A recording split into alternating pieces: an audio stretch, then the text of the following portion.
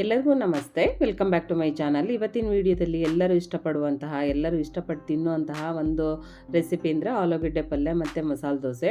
ತುಂಬಾ ಚೆನ್ನಾಗಿರುತ್ತೆ ಮಸಾಲೆ ದೋಸೆ, ಆಲೂಗಡ್ಡೆ ಪಲ್ಯ ಮತ್ತು ಕಾಯಿ ಚಟ್ನಿ. ಒಂದು ಹೋಟೆಲ್ ಸ್ಟೈಲಲ್ಲೇ ಇರುತ್ತೆ ಅಂತ ಹೇಳ್ಬೋದು. ತುಂಬ ಸಿಂಪಲ್ಲಾಗಿ ಕೂಡ ಮಾಡ್ಕೋಬೋದು. ಟೇಸ್ಟ್ ಮಾತ್ರ ತುಂಬಾ ಚೆನ್ನಾಗಿರುತ್ತೆ.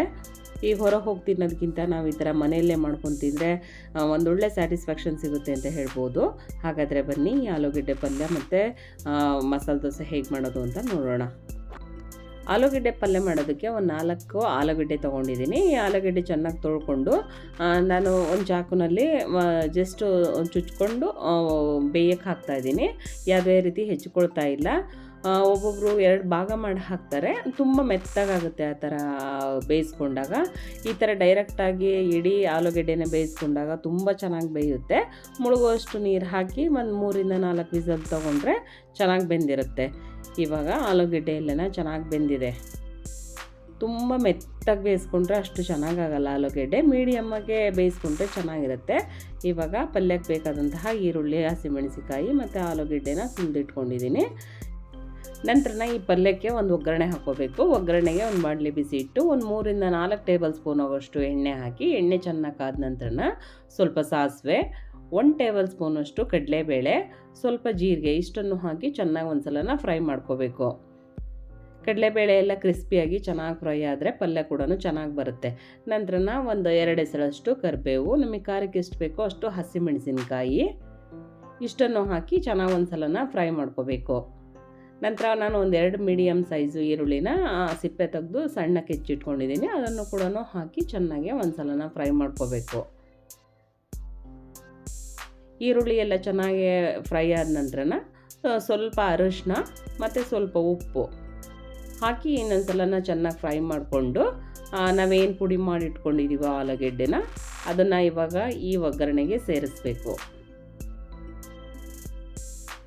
ಇವಾಗ ಆಲೂಗೆಡ್ಡೆ ಮತ್ತು ಒಗ್ಗರಣೆನ ಚೆನ್ನಾಗಿ ಒಂದು ಸಲ ಮಿಕ್ಸ್ ಮಾಡಿ ಒಂದು ಮೀಡಿಯಮ್ ಫ್ಲೇಮಲ್ಲಿ ಫ್ರೈ ಮಾಡ್ತಾ ಬರಬೇಕು. ಆಲೂಗೆಡ್ಡೆ ಎಲ್ಲನ ತುಂಬ ಚೆನ್ನಾಗಿ ಬೆಂದಿದೆ. ಈ ಥರ ಹುಡಿಯಾಗಿ ಆಲೂಗೆಡ್ಡೆ ಇದ್ದರೆ ಪಲ್ಯ ಕೂಡ ಚೆನ್ನಾಗಿರುತ್ತೆ. ತುಂಬ ಮೆತ್ತಗಾದರೆ ಮಸಾಲೆ ದೋಸೆಗೆ ಅಷ್ಟು ಚೆನ್ನಾಗಿರಲ್ಲ. ಯಾವುದೇ ರೀತಿ ನಾವು ನೀರು ಹಾಕಬಾರ್ದು. ಅವಶ್ಯಕತೆ ಇದೆ ಅಂತಂದರೆ ಒಂಚೂರು 4 ಹನಿ ಚಿಮುಕ್ಸ್ಕೊಂಡ್ರೆ ಚೆನ್ನಾಗಿರುತ್ತೆ ಅಷ್ಟೇ. ನೀರೆಲ್ಲ ಹಾಕಿದರೆ ಪಲ್ಯ ಅಷ್ಟು ಚೆನ್ನಾಗಿರಲ್ಲ. ಈ ಥರ ಹುಡಿಯಾಗಿದ್ರೇ ಚೆನ್ನಾಗಿರೋದು. ಕೊನೆಯಲ್ಲಿ ಸ್ವಲ್ಪನೇ ಕೊತ್ತಂಬರಿ ಸೊಪ್ಪು ಹಾಕಿ ಇನ್ನೊಂದು ಸಲ ಚೆನ್ನಾಗಿ ಮಿಕ್ಸ್ ಮಾಡಿ ಫ್ಲೇಮ್ನ ಆಫ್ ಮಾಡಿದರೆ ಸಖತ್ ಟೇಸ್ಟಿಯಾಗಿರುವಂತಹ ಮಸಾಲೆ ದೋಸೆ ಜೊತೆಗೆ ತಿನ್ನುವಂತಹ ಆಲೂಗಡ್ಡೆ ಪಲ್ಯ ರೆಡಿಯಾಗಿದೆ. ಈ ಪಲ್ಯಕ್ಕೆ ಯಾವುದೇ ರೀತಿ ಮಸಾಲೆ ಪೌಡರೆಲ್ಲ ಬೇಡ. ಜಸ್ಟ್ ಆಲೂಗಡ್ಡೆ ಚೆನ್ನಾಗಿ ಬೇಯಿಸ್ಕೊಂಡು ಈ ಥರ ಒಗ್ಗರಣೆ ಮಾಡಿಕೊಂಡ್ರೆ ಸಾಕಾಗುತ್ತೆ.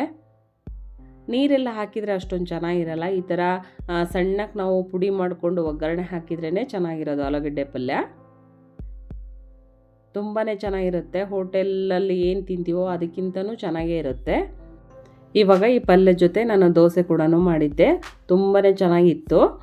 ದೋಸೆನೂ ಕೂಡ ಅಷ್ಟೇ ಮಸಾಲೆ ದೋಸೆ ಮಾಡಿದ್ದೆ.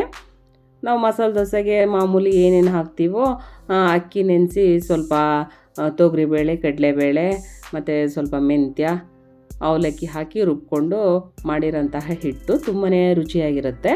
ನೀವು ಕೂಡ ಒಂದು ಸಲ ಟ್ರೈ ಮಾಡಿ ನೋಡಿ. ನಾವೇನೇ ವೆರೈಟೀಸ್ ದೋಸೆ ಮಾಡ್ಕೊಂಡು ತಿಂದರೂ ಕೂಡ ಒಂದು ಮಸಾಲೆ ದೋಸೆ, ಆಲೂಗಡ್ಡೆ ಪಲ್ಯ, ಒಂದು ಕಾಯಿ ಚಟ್ನಿ ಮಾಡ್ಕೊಂಡು ತಿಂದಾಗ ಸಿಗುವಂಥ ತೃಪ್ತಿ ಇನ್ನು ಬೇರೆ ಯಾವ ದೋಸೆ ತಿಂದಾಗೂ ಸಿಗಲ್ಲ ಅಂತಲೇ ಹೇಳ್ಬೋದು. ಬೆಳಗ್ಗೆನೇ ಒಂದು ದೋಸೆ ತಿಂದ್ಕೊಂಡು ಒಂದು ಕಾಫಿನೋ ಒಂದು ಟೀನೋ ಕುಡಿದ್ವಿ ಅಂದರೆ ತುಂಬಾ ಸ್ಯಾಟಿಸ್ಫ್ಯಾಕ್ಷನ್ ಆಗಿರುತ್ತೆ ಆ ತಿಂಡಿ. ಈ ರೆಸಿಪಿ ನಿಮಗೆ ಇಷ್ಟ ಆಗಿದೆ ಅಂತ ಅಂದ್ಕೊಂಡಿದ್ದೀನಿ. ಈ ರೆಸಿಪಿ ನಿಮಗೆ ಇಷ್ಟ ಆಯಿತು ಅಂದರೆ ಒಂದು ಲೈಕ್ ಕೊಡಿ, ಶೇರ್ ಮಾಡಿ, ಕಮೆಂಟ್ ಹಾಕಿ. ವೇದಜನನಿ ಚಾನಲ್ಗೆ ಮರೆಯದೆ ಮಾತ್ರ ಸಬ್ಸ್ಕ್ರೈಬ್ ಆಗಿ. ಯಾರ್ಯಾರು ನನ್ನ ಚಾನಲ್ಗೆ ಸಬ್ಸ್ಕ್ರೈಬ್ ಆಗದೆ ನೋಡ್ತಾ ಇದ್ದೀರೋ ದಯವಿಟ್ಟು ಎಲ್ಲರೂ ಸಬ್ಸ್ಕ್ರೈಬ್ ಮಾಡ್ಕೊಂಡು ನೋಡಿ. Thank you. ಬಾಯ್.